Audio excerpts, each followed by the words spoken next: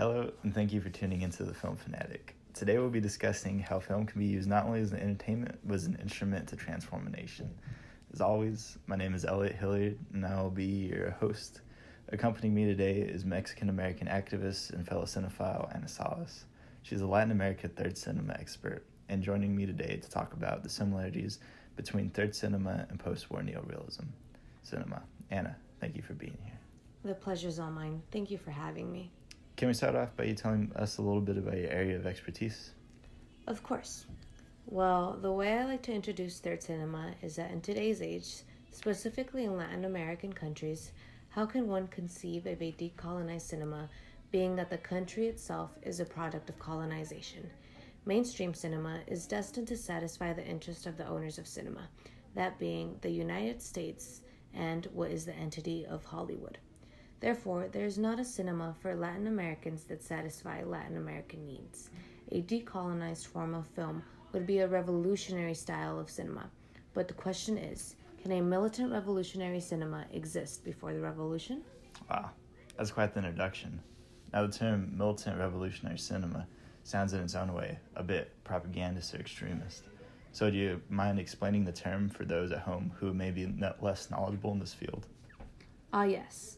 Now, by militant revolutionary cinema, I am not only talking solely about uprisings and physical revolution.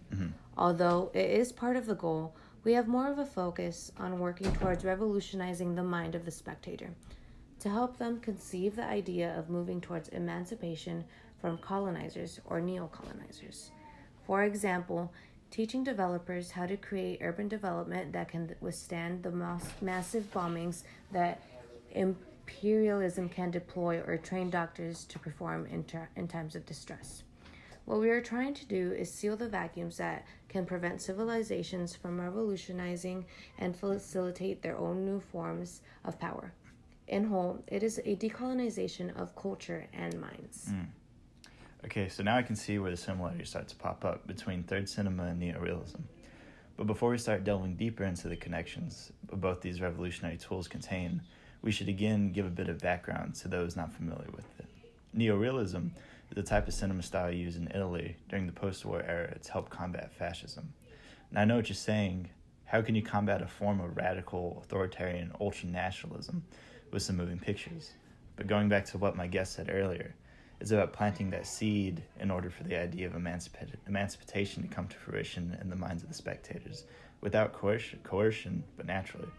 See, in the duration of World War II, Italian cinemas was heavily influenced by the government to be supportive of fascism, and the best way to do this was a cinematic style labeled as historical epics, which was basically the glorification of any event in Italian history to make the public feel patriotic.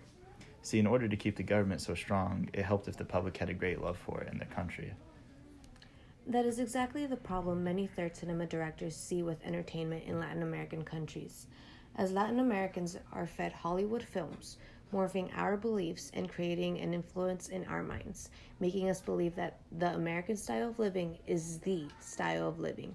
It is believed that mass communication destroys a decolonized mind, making the viewer a passive spectator of events instead of an active participant. So, I am curious to know how the Italians choose to combat their own type of fascist propaganda.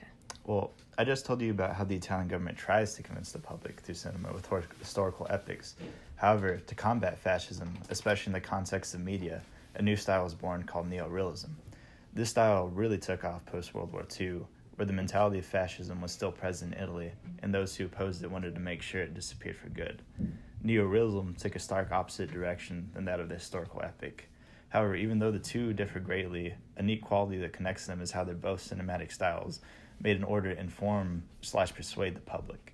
And while one had more noble intentions, that being neorealism, as it sought to educate the public, I think an important thing to take away is just how important the cinema was for Italian citizens. Imagine living in a country that has very low literacy rates. This makes an environment that is very hard to navigate when it comes to teaching the public, which to me I think is even more interesting how those actively resisting fascism noticed how the government would use cinema to persuade and followed suit in order to educate. This is something that's also employed in third cinema. The goal is for the spectator to be an active participant in what he views, and not only a consumer. As revolutionary Karl Marx once said, It is not enough to interpret the world. One must also try to transform it. To us, cinema is important as an industry that can generate ideas and a transmitter of information. This comes in many forms. For example, using film to combat illiteracy in a neo-colonized society. Yeah, it's neat to see how both environments face the issues of literacy, but we're able to overcome it with cinema. But now I think it's important to discuss the actual styles and techniques that went into these films and make them so different to their fascist counterparts. Neorealism in Italy had a large goal of emphasizing the stark differences going on in the fascist world compared to the real world. This meant turning years of indoctrination onto their head. Images that used to mean one thing needed to be redone to show their true meaning. In my opinion, I think this is most noticeable and interesting in how neorealism, they'd redefine the image of a crowd. As Carlo Lazzani said, under fascist rule, a crowd's role is to represent a passive amalgam, an indistinctive, orderly, or militarized mass, which acts more like a background or setting to the main character, making it seem like their suffering is only individual. However, the opposite can be said with neorealism, which made crowds turn alive, with both actual movement and portrayal of the effects of life on them as well. For example, in the movie The Bicycle Thief, there's a scene in which the main character, Antonio, takes his wife, Maria, down to the city in order to pawn her bedsheet so he can buy his bike back. He needs the bike for his new job, however the sheets are Maria's dowry gift, which makes it even worse that he has to sell it. And while this scene focuses on the dire straits these two characters are in, the way the scene is shot emphasizes the poor economic conditions the entire community is in, since when the pawn owner accepts it and pays them what he offers them, you see him climbing a ladder to store it, as all available cubbies for the items are full of other bed sheets due to people selling them because they find themselves in the very same predicament. Anna, why don't you tell us a little about the styles and techniques used in third cinema? Of course, Elliot. One of the most important things we consider having in this type of filmmaking is the simplification of cinema. What we do is try to demystify filmmaking for the masses, transforming this cinema into something that is accessible for everyone, and not only the privileged.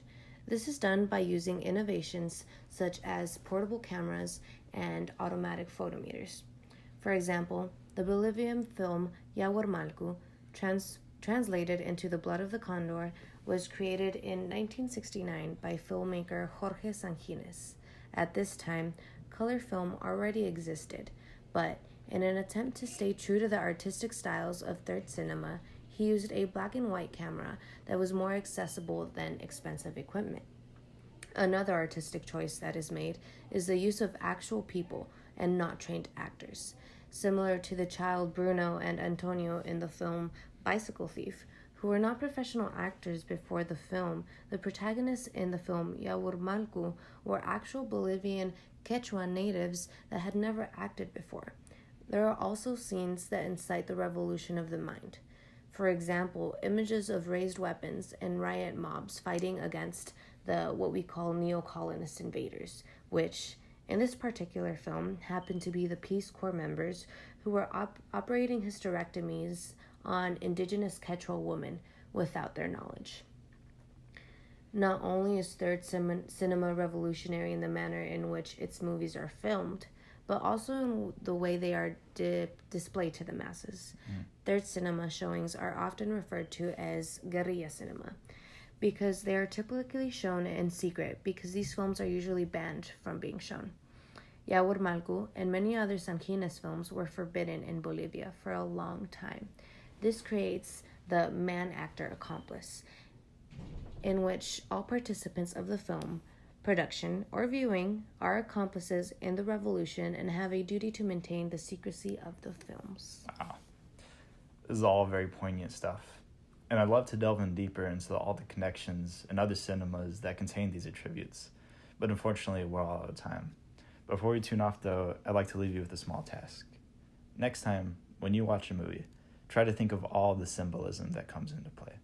Think about how maybe the director or writer of the screenplay is making something out to more than just meets the eye. To paraphrase what Anna said about Karl Marx, you can't just infer, you have to transform. But first, we as a people need to do a better job in inferring and thinking so we can start the process of transforming. Once again, I'm your host, Elliot Hilliard, And I thank you for listening to another episode of The Film Fanatic. And of course, thank you again, Anna, for joining. Thank you again.